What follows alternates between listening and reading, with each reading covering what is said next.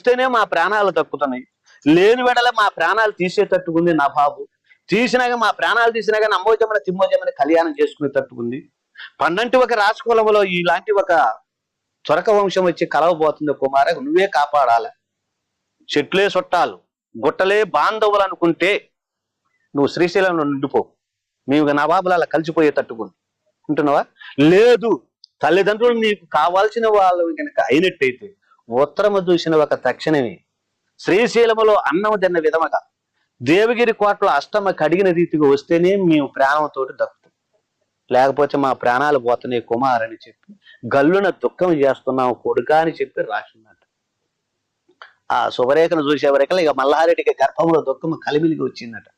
హరహర దైవమా, ఈయన జాతి వాడు వచ్చి ఇయ్యప్పతో గోరాడే, మరి నేను ఒక శ్రీశైలము అన్నం తిన్న విధముగా దేవగిరి పట్టణంలో అష్టమ గడిగిన రీతిగా రమ్మన్నారే,